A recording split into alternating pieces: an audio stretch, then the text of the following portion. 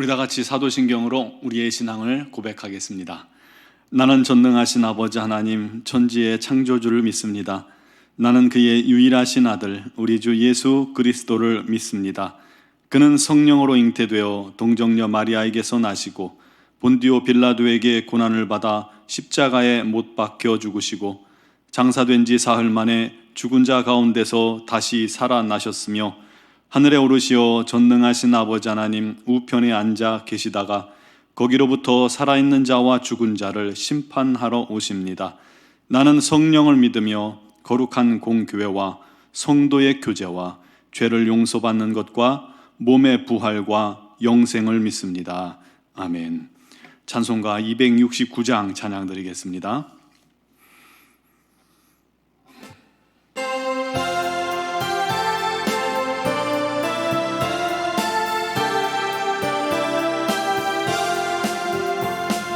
참혹한 십자가에 주 달려 흘린 피 샘물같이 늘 흘러서 죄 씻어 주시네. 값없어도 다 나와서 내 죄를 고하면 흰눈보다 더 이도록 참 성결 얻으리. 나 믿노라 나 믿노라 그 보혈 공로를 없어도 피 흘리사 날 구원하셨네. 저 흉악한 한강도는 제 죄를 깨달아 죄 없으신 주 예수를 구주로 믿었네. 내 지은 죄 흉악하나 주 예수 믿으면 용서받은 강도같이 곧 구원 얻으리. 나 믿노라 나 믿노라 그 보혈 공로를 없어도 피 흘리사 날 구원하셨네. 온 백성의 죄 사하신 하나님 어린 양 그 십자가 지심으로 온 인류 구했네. 저 영원한 새 나라에 다 같이 모여서 금거문고 한곡조로 새 노래 부르리. 나 믿노라 나 믿노라 그 보혈 공로를 없어도 피 흘리사 날 구원하셨네. 아멘. 오늘 주신 말씀은 레위기 1장 1절에서 9절 말씀입니다. 레위기 1장 1절에서 9절 말씀 제가 봉독해 드리겠습니다. 여호와께서 회막에서 모세를 부르시고 그에게 말씀하여 이르시되 이스라엘 자손에게 말하여 이르라. 너희 중에 누구든지 여호와께 예물을 드리려거든 가축 중에서 소나 양으로 예물을 드릴지니라. 그 예물이 소의 번제면 흠 없는 수컷으로 회막문에서 여호와 앞에 기쁘게 받으시도록 드릴지니라. 그는 번제물의 머리에 안수할지니 그를 위하여 기쁘게 받으심이 되어 그를 위하여 속죄가 될 것이라. 그는 여호와 앞에서 그 수송아지를 잡을 것이요 아론의 자손 제사장들은 그 피를 가져다가 회막문 앞 제단 사방에 뿌릴 것이며 그는 또 그 번제물의 가죽을 벗기고 각을 뜰 것이요 제사장 아론의 자손들은 제단 위에 불을 붙이고 불 위에 나무를 벌려놓고 아론의 자손 제사장들은 그 뜬 각과 머리와 기름을 제단 위에 불 위에 있는 나무에 버려 놓을 것이며 그 내장과 정강이를 물로 씻을 것이요 제사장은 그 전부를 제단 위에서 불살라 번제를 드릴지니 이는 화제라 여호와께 향기로운 냄새니라. 아멘. 출애굽기 마지막에 하나님께서는 모세에게 성막을 만들게 하셨습니다. 그래서 부살렐과 오홀리압의 지휘 아래서 모든 것이 하나님께서 모세에게 명령하신 대로 만들어졌습니다. 이게 가장 중요하다고 말씀드렸죠. 우리도 하나님 말씀 그대로 순종해야 합니다. 그게 신앙생활에서 가장 중요합니다. 그렇게 성막이 봉헌되어졌을 때 하나님께서 기뻐하셨습니다. 그리고 하나님의 영광이 그곳에 가득 임했습니다. 하나님께서 사람들 가까이 내려오신 거예요. 하나님을 직접 뵐 수는 없었지만 회막 위에 구름 기둥과 또 지성소에 임재하시는 하나님의 영광을 멀찍이서나마 볼 수 있었던 것이죠. 그 모습이 얼마나 영화로웠을까요? 그리고 하나님께서 오늘 본문에 회막으로 모세를 부르셨습니다. 그곳에서 모세에게 각종 제사 예식과 규례를 가르쳐 주셨습니다. 또 거룩하게 지켜야 할 일곱 절기와 제사장의 위임, 그리고 안식년, 희년 이런 것들을 말씀해 주셨는데 그게 바로 레위기입니다. 역사적인 관점으로 볼 때 역사적 흐름을 이야기하는 게 아니라 잠시 별책부로처럼 제사에 관해서 또 여러 가지 규례에 대해서 하나님께서 말씀해 주신 그런 성경이다라고 생각하시면 됩니다. 특히 레위기에서 말씀하시는 이 제사 규례를 보면요, 한 가지 우리가 진심으로 감사하게 됩니다. 바로 예수 그리스도의 은혜에 감사하게 됩니다. 여러분, 우리가 죄를 지었을 때 자기 죄를 사하기 위해서 대속의 제물을 가지고 성막에 나아가 처리해야 하는 피의 제사를 우리가 생각하면 흠없는 어린 양이 되셔서 우리를 위해 영원한 제물이 되어주시고 영원한 제사를 드려주신 우리 주님께 정말 감사하지 않을 수가 없는 거예요. 그래서 모든 제사는 예수 그리스도를 예표하고 있다라는 것을 기억해야만 합니다. 그 중에서 오늘 본문은 이 번제에 관한 내용입니다. 번제는 가축 중에 흠없는 수소나 양이나 염소의 수컷 또 비둘기 등의 예물을 불로 태워서 하나님께 드리는 것입니다. 제물을 드리는 사람의 형편에 따라서 소가 될 수도 있고 또 양이나 염소가 될 수 있고 또 가진 것이 없는 사람은 비둘기로 드릴 수 있는 겁니다. 다른 제사는요 남는 게 있어요. 그런데 이 번제는 비둘기의 더러운 부분을 제외하고는 소나 양이나 염소의 전부를 불에 태워서 하나님께 올리는 그런 제사입니다. 오늘 3절에 보면 그 예물이 소의 번제이면 흠없는 수컷으로 회막문에서 여호와 앞에 기쁘게 받으시도록 드릴지니라 라고 말씀하고 있어요. 여기서 흠없는 수컷은요 죄 없는 예수 그리스도를 예표하는 것입니다.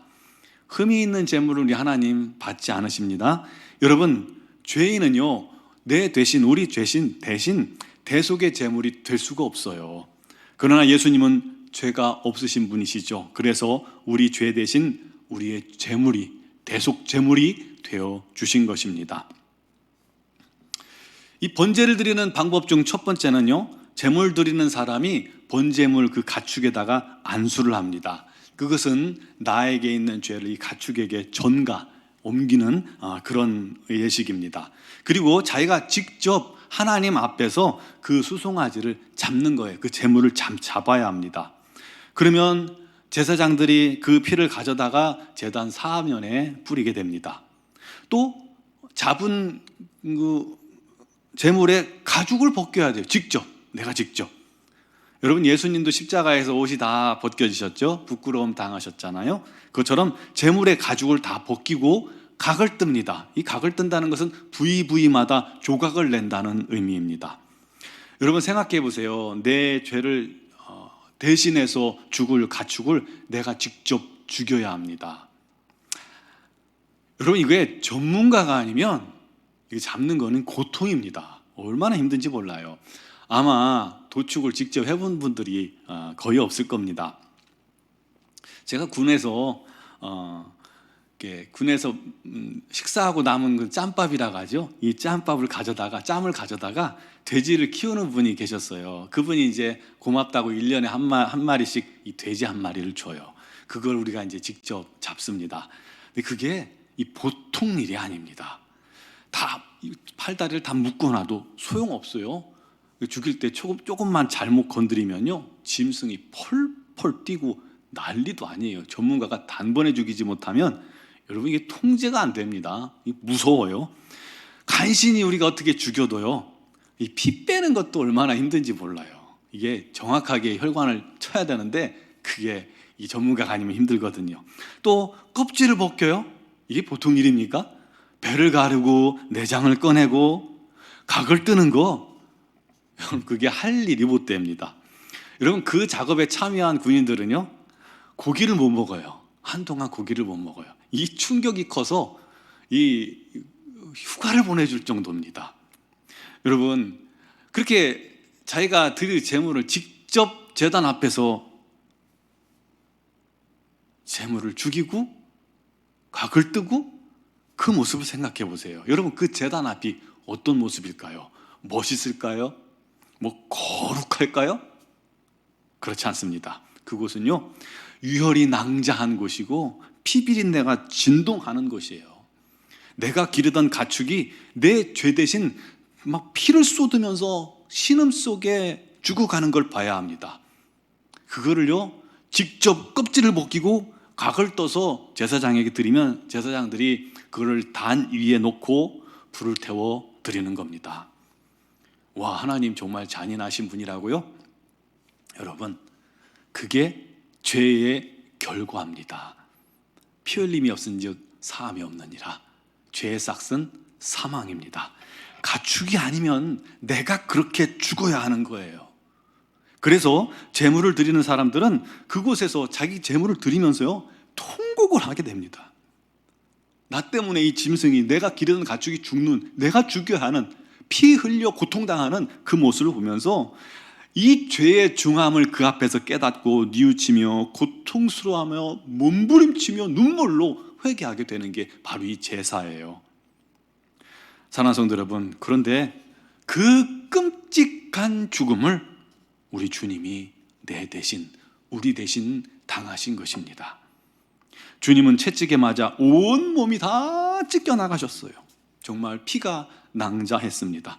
십자가를 지고 골고다의 길을 올라갈 때 여러분 그 피의 길을 만드신 거예요. 피가 흘러 피의 길을 만드신 것입니다.